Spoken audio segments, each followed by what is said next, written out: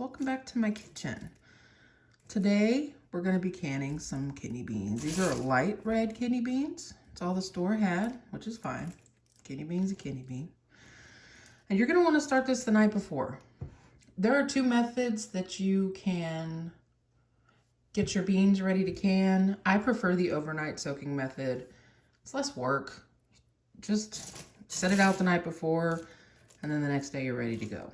So what you're going to want to do is pick through your beans, get out the broken ones. You want to check for rocks, believe it or not. If you intend to save your dental work, check for rocks. The last batch of beans I canned a few days ago, I found a huge pebble. So worth the extra couple of minutes to dig through them and pick out the broken ones and look for pebbles. So all we're gonna do after we've done that is I'm gonna add a little bit of apple cider vinegar. This helps with the intestinal discomfort that usually comes with beans. I don't need to spell it out for you. I think we all know what I'm talking about. And then I'm gonna top these off with water. And I'm gonna let these soak all night long on my counter in a nice cool place. And I will meet you back here again in the kitchen when these are ready to get into cans. Okay, friends, it's the next day. It's kind of late in the day, but I piddled around all day and did eclipse stuff. So, whatever, as long as we get it done. That's the glory of doing the overnight soak on these beans, is that they can go from 12 hours to 18 hours and they'll still be fine.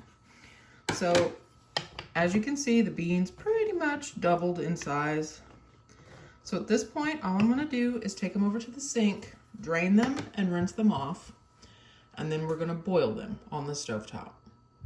So I've just put my strainer in the sink, and I'm gonna strain out this water that these beans soaked in all night, and then I'm gonna give them a good rinse with some cold water before I get them into my big pot.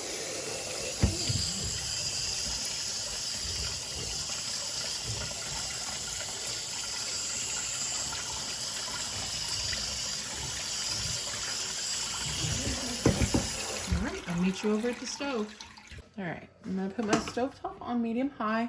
I'm gonna bring these beans up to a boil, and once they start boiling, I'm gonna let them boil for 30 minutes, and then we'll be ready to can. In the meantime, I'm gonna get my jars ready and in hot water. I'm gonna get my lids out and all of my supplies for canning so I can be ready to go when this is finished.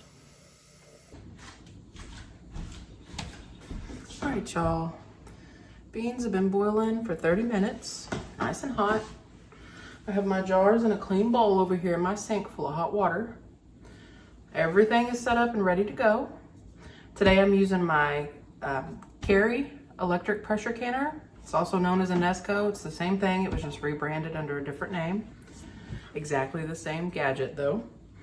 And to can in this, it requires 8 cups of hot water. Now, as I said in my previous canning video, I have my water heater set fairly high, so I just get the hottest tap water I can from my sink and add 8 cups of it to my canner. I will do that when I'm ready to put my first jar in. Now you can add salt to your beans if you like. Some people don't. I am gonna add half a teaspoon of salt. If you're doing a quart jar, you wanna add a teaspoon. And this is canning salt. So I'm gonna put a half a teaspoon of salt in the bottom. And then I'm going to use my slotted spoon to get out some beans, and I'm gonna fill my jar about up to the neck. These have pretty much expanded as far as they're gonna expand, but you do need 1 inch of headspace on these jars. Once I get the appropriate amount of beans in there, I'm gonna go ahead and use my bean water. Now, some folks will drain this again and just use fresh hot water. I think that when you do that, you lose a lot of the nutrition that's in this water. They've already been soaked, they've been washed. Now this is, the liquid that came directly off the beans when you cooked them or partially cooked them. So I like to use this water. If you're worried about your jars being cloudy because of the starch in the beans, this is a jar I did about a week ago. As you can see, it's a little cloudy, but it's really not that bad at all. So Do whatever makes you happy though. At the end of the day, these are your beans, it's your kitchen, and you're the one that's gonna be eating them. So I'm gonna fill this on up to 1 inch of headspace, and then I'm gonna debubble, and I'm gonna top off the water again if I need to.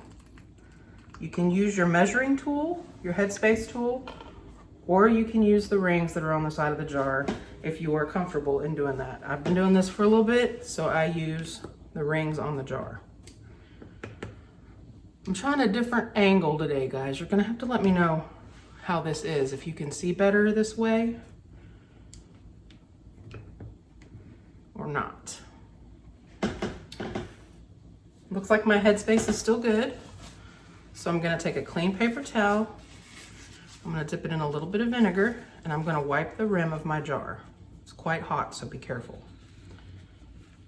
Just to make sure that there's no debris there that's going to keep you from getting a good seal. I have my lids in hot water. I'm gonna center my lid, and I'm gonna twist the ring on finger tight. I'm gonna go ahead and add my 8 cups of hot water to my canner because I'm ready to start loading cans in. Make sure you have the rack that came with your canner in the bottom. If you do not use your rack, your jars will probably scorch and break. And that's the last thing we want, is to waste all of our hard work. So I'm gonna go ahead and start loading my jars in.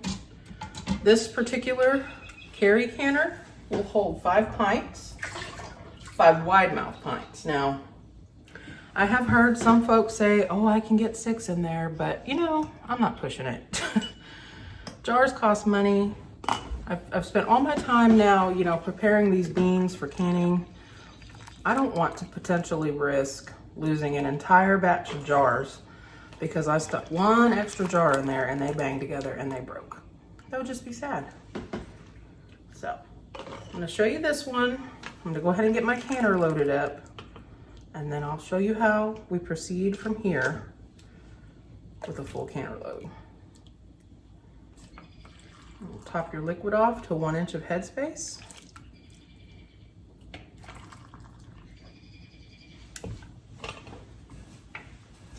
I'm gonna debubble.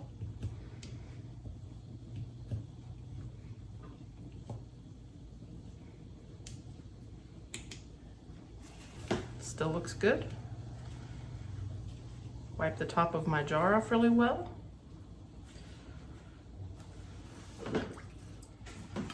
Center the lid. Put the ring on, finger tight, and load my jar into the canner. And I will be back when I have a full load of jars in my canner and we're ready to go. All right, so this is my last jar going into the canner.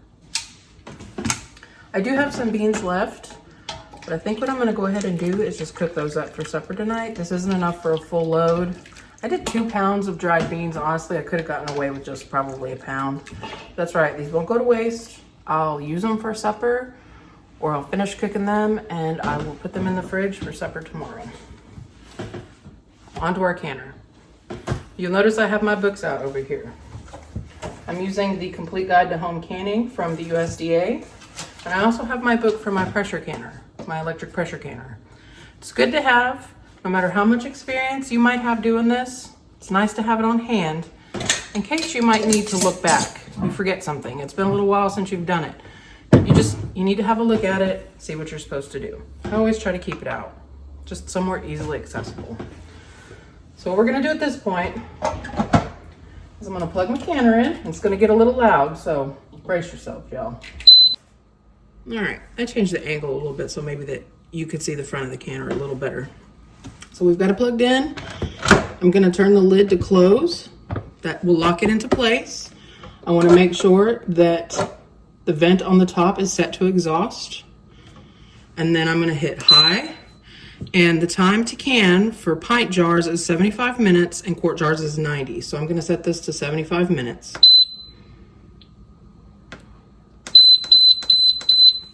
And then I'm gonna hit start. You'll see the chasing lights, that'll go on for a while. And then when your canner comes up to temperature, it'll change to E10. That's not an error message, that means exhaust. This is the exhausting portion of your canning session. Just like it would be a stovetop canner, you need to get, you know, a full stream of steam for 10 minutes. So that E10 is going to count down for 10 minutes. Steam will come out the top. It'll be very noisy. And once we get to that point, you guys, we'll go from there. While your canner is coming up to pressure, it is going to be a little noisy. And this lock here is going to spit a little water. That's totally normal. Don't freak out. Just let it do its thing, and that little button will pop up when your canner is where it needs to be at pressure. And you can see that that lock has popped up and the steam is coming from here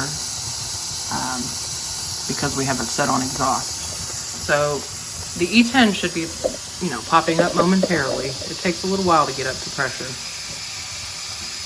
Okay, E10 just popped up. It's been about 5 minutes or so. So this is going to start counting down slowly until 10 minutes has been reached. And then we're going to come back after it beeps at us again and it reaches 0, and we're going to close the exhaust. We're going to set it to seal.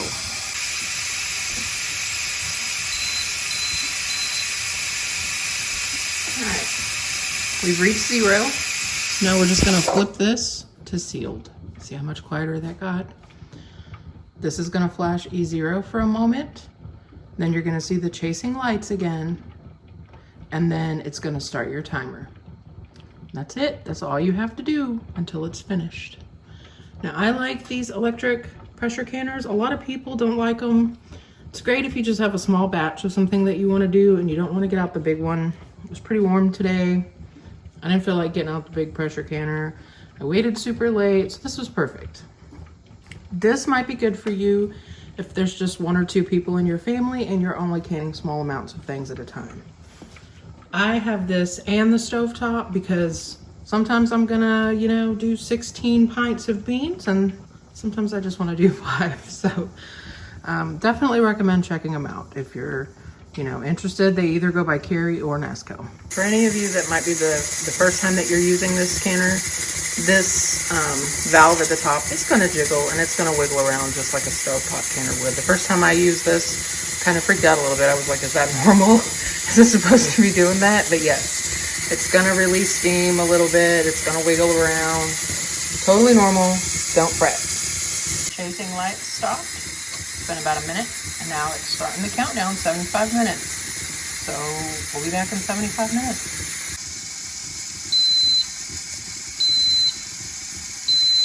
All right, once it's done, all you're gonna do is reach over here and unplug it. You're gonna leave it alone for an hour. Don't fiddle with the gauge on the top. Don't try to open it, don't shake it, don't move it. Just let it sit for an hour to cool off. And then we'll remove the jars. Okay friends, it's been an hour. About 5 minutes ago, I just propped the lid up with a wooden spoon. You don't have to do that. It's just a little chilly in my house at the moment.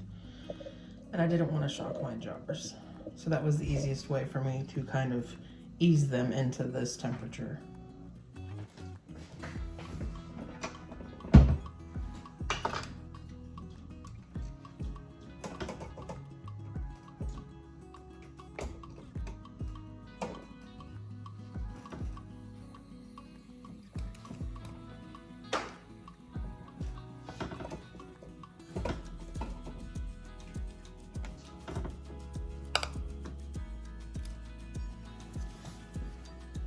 It's as easy as that, friends.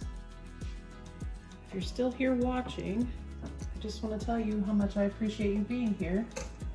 If you haven't subscribed to my channel yet, I encourage you to do so. I post vlogs, gardening vlogs on Fridays, and I post cooking or canning videos on Tuesdays. So, I hope that you give this a try. If you plan on canning some beans for your pantry, let me know down below. What are you most excited for? What type of beans are you gonna can? And until next time, guys, happy cooking.